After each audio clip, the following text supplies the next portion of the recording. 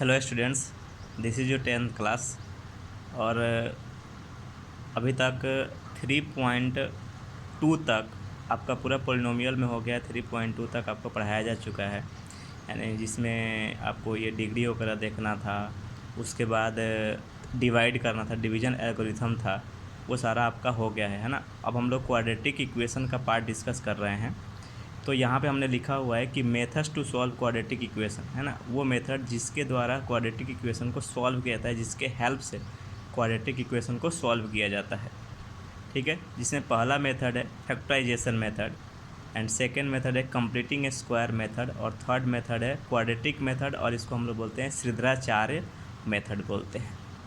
ठीक है,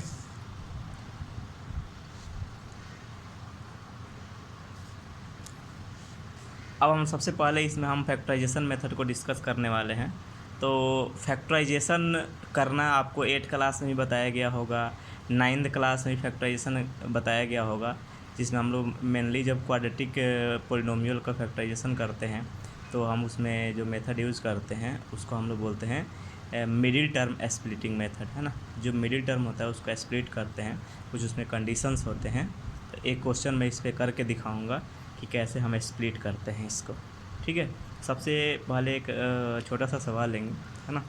जैसे मान लीजिए हमने ले लिया कि लिखा हुआ है सॉल्व 2x² - 7x + 6 = 0।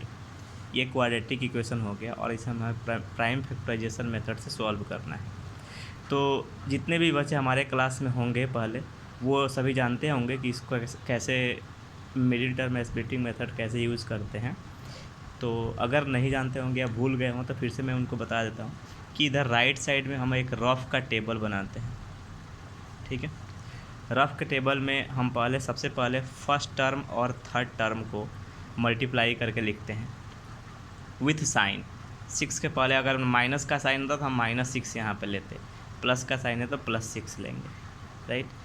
तो 2x² को मल्टीप्लाई कर दिया हमने 6 से, ये आ गया 12x²। ना अब जो मिडिल टर्म है -7x, इसको हम 2 पार्ट्स में ब्रेक करते हैं। इसमें कुछ रूल्स हैं, 2 पार्ट्स में कैसे ब्रेक करते हैं, तो उस रूल्स को आप ध्यान से सुनेंगे और बार बार सुनेंगे इसको या याद रखेंगे इसको। सबसे पहले हम देखते हैं कि फर्स्ट और थर्ड ये 2 टर्म का प्रोडक्ट पॉजिटिव है या नेगेटिव है, राइट। सबसे पहले हम क्या देखेंगे, फर्स्ट एंड थर्ड टर्म का प्रोडक्ट पॉजिटिव है या नेगेटिव है।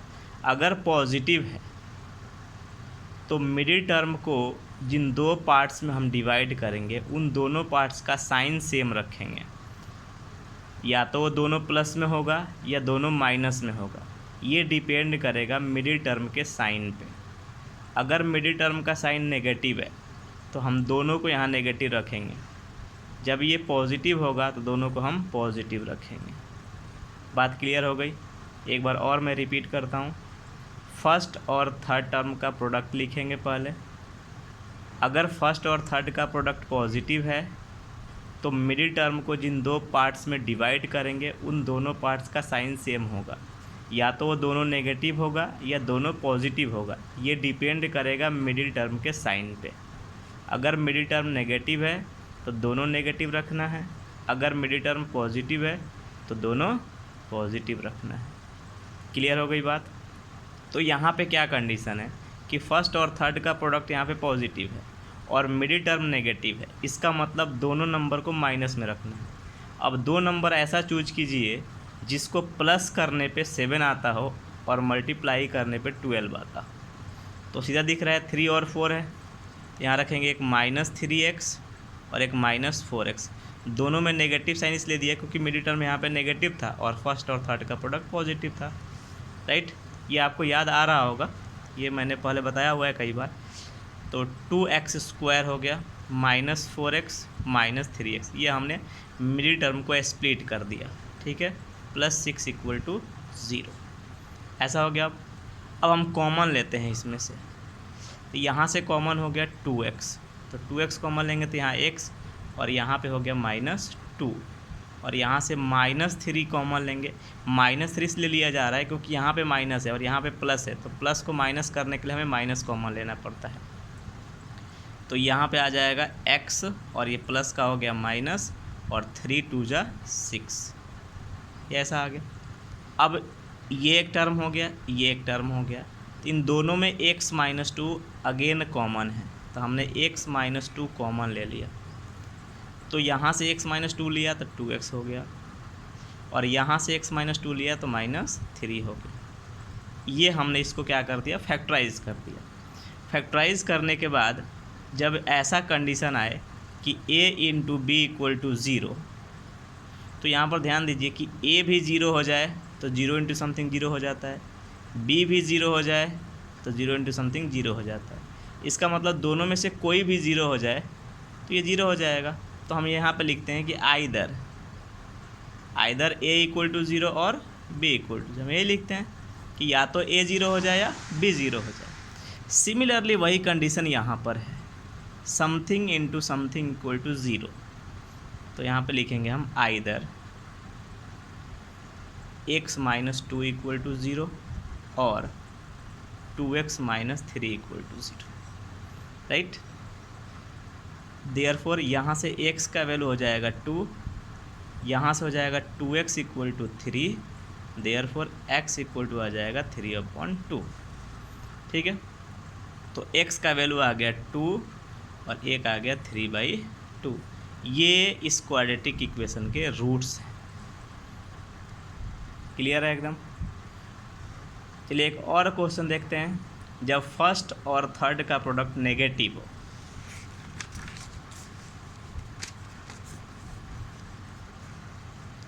अब हमने दूसरा क्वेश्चन लिया,